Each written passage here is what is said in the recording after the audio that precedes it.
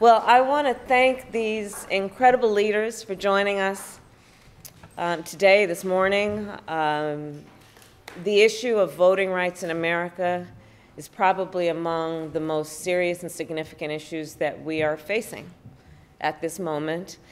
And voting rights for people with disabilities is one of our highest priorities in that context. I have asked these leaders to join me to provide us with insight, with advice, and with perspective on not only how these emerging laws in various states will impact our friends and our neighbors and family members with disabilities, but also I am fully aware that even before these laws started to most recently emerge, we still weren't doing a good job.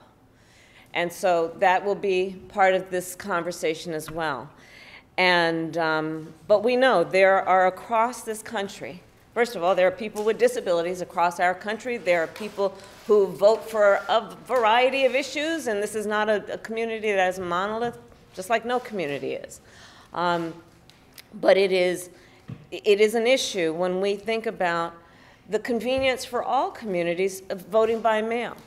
And when there are laws that are restricting or preventing vote by mail, what does that mean to the voters? What does it mean to the people?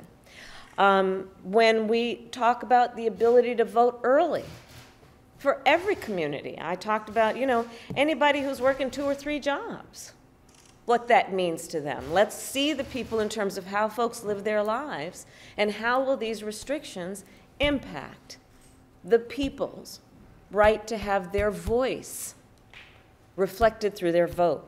When I think about the laws that are being passed that are impeding on the assistance folks might need to register their vote, what will that mean in terms of restriction, suppression of the voice of the people?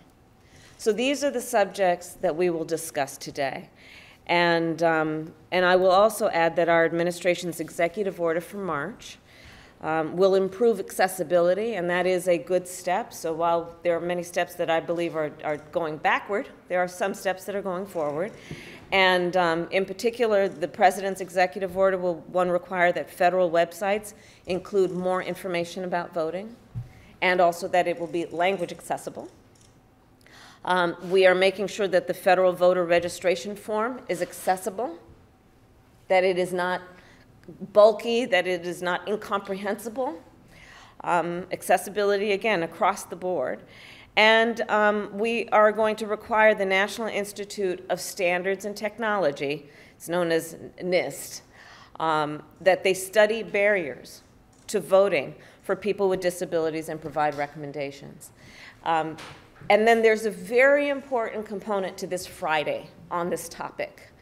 And I'm so glad that we're meeting before Friday, which is that we have issued a notice asking for input from people with disabilities to submit that input by the end of Friday, July 16th. And so folks can go to, I'm going to give you a website, www, because what would I be, a member of government without a website, but www.regulations.gov. I'm going to repeat that, www.regulations.gov, and enter, and then we'll provide all of this on our website as well. Enter uppercase NIST dash 2021, this year, dash, and then 3 zeros and a 3. 0003. And we'll get that information to everybody in another form as well, okay? So I will end my comments for now by saying again, thank you to all of the leaders who are convened today. You represent the experience, the life, and the voice of so many Americans whose voices and whose perspective must be represented in all of these rooms, at all of these tables. Because if we are truly a democracy,